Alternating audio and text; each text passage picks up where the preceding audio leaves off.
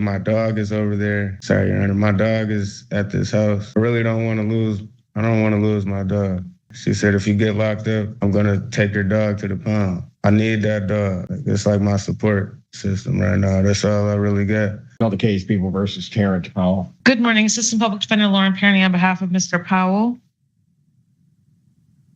State your name for the record, please, sir. My name is Terrence Eugene Powell. Miss Please. Claire on behalf of probation. Your Honor, Mr. Powell is before the court for a violation of probation hearing. Mr. Powell is in violation of the court order in that he owes a balance of $815. His last payment to the court was made in August of 2024. He failed to report to probation as directed, failed to complete the MRT program or a comparable program, failed to provide proof of employment. He has new criminal convictions out of the 29th District Court, both of those being open intoxicants in public. So there is alleged use of drinking, which is also a violation. Those date of offenses is August 29th of 25 and June 17th of 2026. He also has a new pending criminal case of curfew park violation out of the 18th District Court. That alleged date of offense is April 17th of 2026. He is on bench warrant status in that case. He also has outstanding bench warrants out of the 8th District Court, 33rd District Court, and the 18th District Court.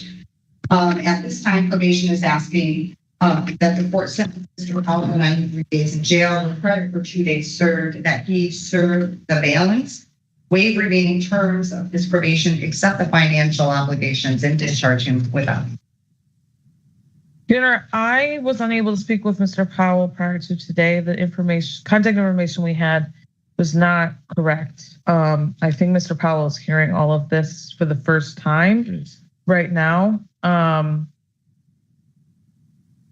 not sure what he has to say about it all. I would ask maybe if we could pass it, I could speak with him for a few minutes and see if there's anything we can add. Or if he wants a hearing on it, I don't know. Do you want a hearing on any of this, sir? What do you mean by a hearing, sir? Your Honor. Well, there'd be a hearing as to the alleged violations of probation. There would be a hearing conducted by the court to determine whether or not you violated terms of your probation. Yes, Your Honor. I would like to set up a hearing. Well, let's do this. I'm looking at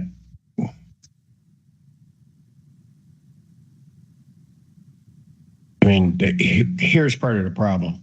Part of the problem is there's a no alcohol use. There are 2 convictions for alcohol use that are clearly on his record. So what I'm going to do is I'm going to remand the defendant at this time. I will stop the proceeding, allow you to speak with him as to whether or not he truly wants a hearing on the rest of these matters. But the court could see a clear violation of his probationary terms at this point in time. So defendant's remanded, and then I'll bring it back out. This is the first major legal pivot. Powell initially asks for a violation hearing, which preserves his ability to contest the allegations rather than simply accepting probation's summary. But Judge Simpson isolates the strongest item in the record, 2 actual convictions involving open intoxicants, not merely a pending accusation. Because the probation order prohibited alcohol use, those convictions give the court a concrete basis to find at least 1 violation, while the remaining allegations can still be disputed. The remand also changes the defense's immediate objective. Counsel is no longer deciding only whether to demand proof. She must now assess whether contesting everything could produce a better result than negotiating around violations the judge already views as established. Notice that probation is asking for 93 days and discharge, not continued supervision. That signals probation believes compliance has effectively collapsed. The defense's lack of prior contact with Powell is also important. Counsel responsibly asks for time instead of making unsupported representations. Would you insist on a full hearing when 2 convictions appear directly inconsistent with a no-alcohol condition, or focus on mitigation and minimizing custody? Podium. State your name for the record, please, sir. Terrence Eugene Powell. Ms. Kearney. Your Honor, I appreciate the time to speak with Mr. Q. Powell. We did have a good conversation. He kind of explained to me what has been going on in the past few months.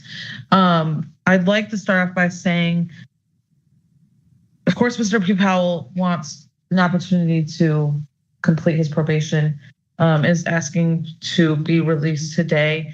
I will also say that he did just get out of Wayne County. He was there for 20 something days. Can't remember exactly.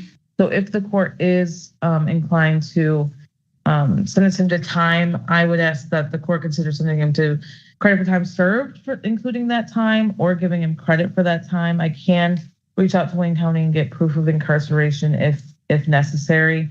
That's where he was transferred here from. Since this case started, Mr. Q. Powell lost his biological mom.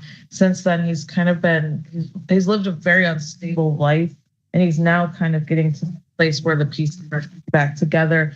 The gentleman that he was here with has given him some stable housing. If he were to be released, he could be released back there. His belongings are all there. He has been homeless on and off since the inception of this case. He recently got this housing. He secured a new job, so he is working construction. He also mentioned to me that his dog is at this house, and he's worried that these folks will take the dog to the pound if he's not released back to that home. We did talk a little bit about these other cases that he's had. The 18th District Court cases were why he was in Wayne County. He was sentenced to time served on those files. As for a couple of the other bench warrants, for example, the 8th District Court bench warrant is Kalamazoo. He believes that is not him. I remember looking this up previously. Actually, I believe it may even have different middle names on the files. The 33rd District Court case, he was scheduled for court that day that he was transferred here, and he missed that hearing because he was in transit. He is also enrolled in online university, studying 3D arts and graphic design. So he's got a few things going for him. I think Mr. P. Powell understands that he hasn't shown up for this, but all of these things that have been going on in his life have prevented him from doing so. I mean, the last time I spoke with him, he was ordered to be here in person. He didn't have transportation to get here. And like I said, some of those pieces have been kind of coming together for him. So he is obviously at the mercy of this court and asking for another chance at this time. I know he said he may want to say something as well. Go ahead. Your Honor, life been kind of like rocky and rough for me, especially ever since I caught this case that I'm in front of you on. If you remember, I was living with my sister at the time, and I had no contact with my sister. I was outside homeless then, and I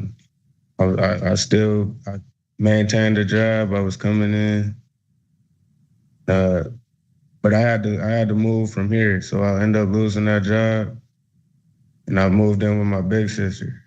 And ever since then, though, cause she got a lot of people living there, I had to leave from over there too. So I kind of been just bouncing around all over the place.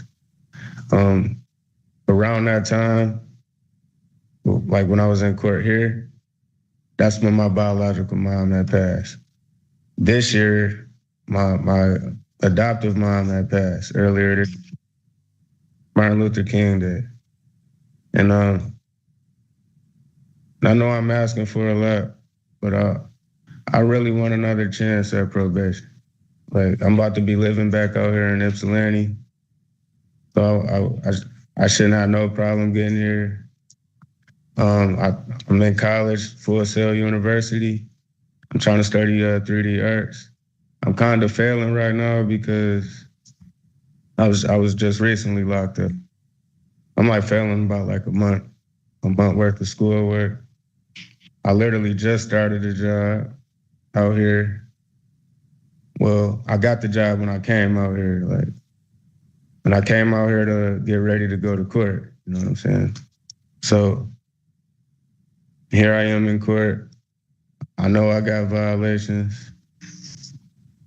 I'm really asking for another chance with this. Like, Well, my dog is over there. I'm sorry, Your Honor. My dog is at this house. I really don't want to lose. I don't want to lose my dog. When I was on my way to come to court this morning, she said, if you get locked up, I'm gonna take your dog to the pound. So I wrote some numbers down, like, hey, can you call these people for me? You know what I'm saying? And they can come pick my dog up. But I'm just not trusting it. I need that dog. Like, it's like my support system right now. That's all I really got. I got family, but I'm adopted. You know what I mean? And my mom, she passed away now. So just because she adopted me don't mean that the whole family adopted me. You know what I'm saying? I understand. So, but I'm back this way. I'm trying to transition and get back on my feet. Like, I really I want to do right in school. I want to get on with my life. I'm just trying to do better. And all right, it becomes so that you understand something, Mr. Powell. It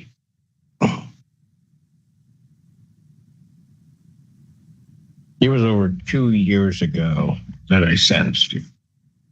You've been on bench-warrant status, almost coming up in a couple months for a year. Through all of that, you have done absolutely nothing. I mean, not even stuff that doesn't cost you anything to do, just contact probation. You've done nothing. Absolutely nothing. With the exception of then in 2025 and in 2026, when you should be here, should be trying to do it, you're picking up offenses.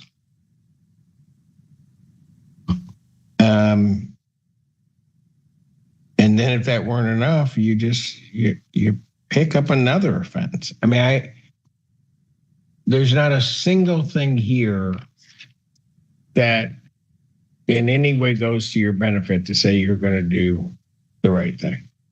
Judge Simpson has now identified the central credibility problem. Powell's hardships may explain instability, but they do not explain nearly every missed obligation. The defense offers meaningful mitigation: bereavement, homelessness, recent housing, employment, online college, and possible mistaken identity on one warrant. That is a sensible strategy because it gives the court a forward-looking reason to continue probation. Yet mitigation becomes persuasive only when paired with evidence of renewed compliance. Here, the judge emphasizes conduct that required no payment: contacting probation, reporting, or addressing the warrant after police alerted Powell to it. Powell then weakens his position by minimizing several encounters, saying others were present, the bottle was on the sidewalk, and the park was merely a route, while admitting the most recent alcohol offense was his. Those explanations may challenge blame for individual tickets, but they do not answer the long reporting gap. Did you notice the judge is no longer debating isolated incidents?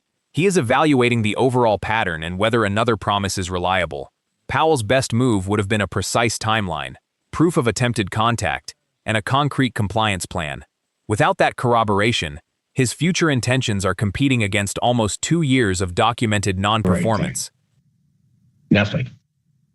I don't mind giving people chances and things along those lines, but you got to kind of earn a chance to do something. I'll say something, please. Go ahead. All right. So like during them times, I was homeless outside. Like, I'm living outside. I'm not trying to give no excuse for it, but my life was just all over the place. Catching a new charge and stuff like that. It's a story behind it. But one of them, the most recent one, that was definitely me. But the other opening talks, that was not.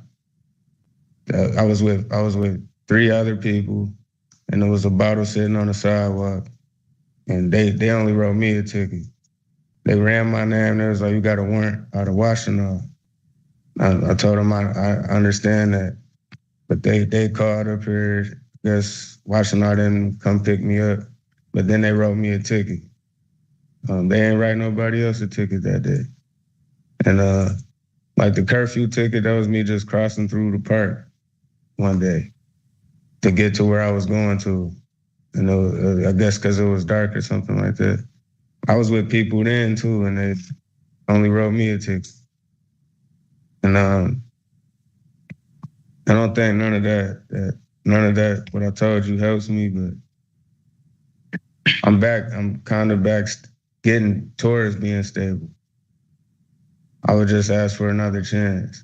You know, when the officers picked you up and said you had a warrant, that was indeed an opportunity at some point to get yourself down here to contact probation. Yes. I sentenced you and you did nothing. That's the bottom line. I hear what you're saying, but you've done nothing. It don't show that I reported at all. Because I was reporting until my phone was off. But I was reporting up until I ended up losing my phone. Not losing it, but like losing my number and all that. I couldn't pay the bill. I lost a job. I was homeless. Your Honor, he last reported in August of 2024. Being sentenced in May of 2024. So you reported for 3 or 4 months, but then you stopped. And the problem is you knew you were supposed to be reporting. Well, if I'm out here, can I like report in person though? Like, cause that was my thought. Well, you keep giving excuses, and they're not. You didn't do it. I understand. Sentence of the court, 93 days. I'm going to send you to 93 days in jail. Give you credit for 2 days. You are to serve the balance. I'll waive any remaining terms except financial obligations. Discharge from probation without improvement. Defendant is remanded. Thank you. Judge Simpson ultimately adopts probation's requested disposition, 93 days in jail, credit for 2 days served, waiver of the remaining non-financial probation terms, and discharge from probation without improvement. The decisive issue was not simply that Powell had experienced homelessness or grief. It was the gap between those hardships and his failure to perform cost-free obligations. The record showed his last report and payment occurred in August 2024, only months after sentencing, followed by a lengthy absence, 2 alcohol-related convictions, and outstanding warrants. The pending curfew allegation and warrants are not themselves convictions, but they contributed to the court's concern about continuing instability. The convictions and reporting history supplied firmer grounds. The defense presented the strongest available mitigation: housing, construction work, college enrollment, family losses, concern for his dog, possible warrant misidentification, and prior Wayne County custody. But the court credited only 2 days, and no documentation of the additional custody was produced during the hearing. The broader lesson is that probation is an active court order, not a passive opportunity. Hardship can influence punishment, but defendants strengthen that argument by documenting contact attempts, requesting modifications early, and bringing proof of treatment, work, housing, or custody. Do you think 93 days was proportionate, or should the judge have tested the new stability with stricter supervision? If you found this case as shocking as we did, make sure to hit that like button, share your thoughts in the comments, and don't forget to subscribe for more jaw-dropping courtroom breakdowns.